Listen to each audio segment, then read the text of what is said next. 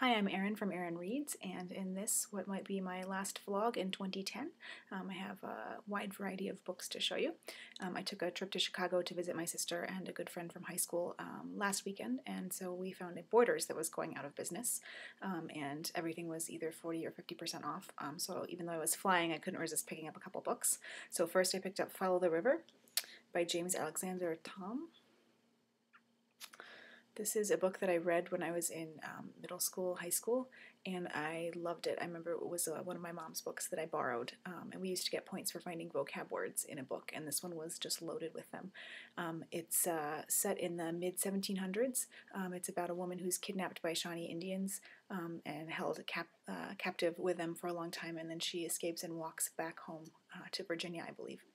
It's actually based on the Draper's Meadow Massacre, so I'm kind of excited to read this one again. Like I said, I haven't read it for a long time. I also picked up Ballistics by Billy Collins. It was in hardcover as a remainder, and I don't usually read a lot of poetry, but I really like Billy Collins. He's accessible. It's kind of like reading very short, concise prose. On a topic. He manages to be both accessible and profound, and I really appreciate that. So picked up that one. Next up, the unavoidable trip to half price books that always happens whenever we do our shopping. I picked up a couple books from the clearance section. First up is Let the Great World Spin by Colum McCann.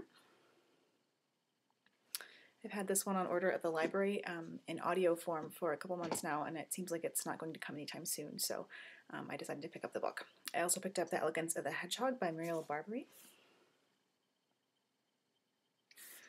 I listened to this book a couple years ago. It's the book that got me into audiobooks. I absolutely adored it and would love to revisit it. And I thought that for $1 I would also love to have a paper copy, just because it's hard to kind of catch quotes and such when you're listening to a book over reading it. So now I have a hard copy as well. And last, the Hyde Park Gate News. This is by the Stephen family. So Virginia Woolf and her siblings, when they were small, wrote a newspaper. There you go. And it was discovered and put into a book, and it's very cute. My siblings and I also used to do a newspaper when we were small, though it was not nearly as literary as this one is, but that should be fun to read. And then Frances at None Such Books sent me Skippy Dies. This is part 1 by Paul Murray. So that was very kind of her. Thank you, Frances. And I have been interested in Skippy Dies. This is only the first part, but that should give me a good taste of whether or not I would like to continue reading it. So looking forward to that one.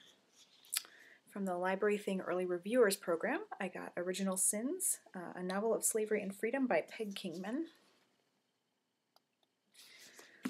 I'm interested to read this one. It's about a runaway Virginia slave who moves to the East Indies and starts a good trade business for herself there, and then comes back to America in 1840 for mysterious reasons, and about why she came back, and she meets up with her child, or her friend from when she was living in the States, and it looks like it should be a really interesting story.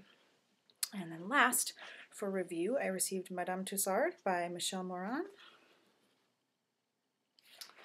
And this is a novel of the French Revolution. I read Sandra Gullin's Josephine B. trilogy about a year ago, and I really enjoyed reading about that time period, and I think a lot of the characters will overlap in this new book, so I'm looking forward to reading that one. It's coming out in February, so you can look for that one. So that's it for me, and I hope that you have a wonderful holiday. If you get anything good or got anything good this past week, leave me a comment and let me know. I'd love to hear about it, and have a wonderful week and a wonderful holiday.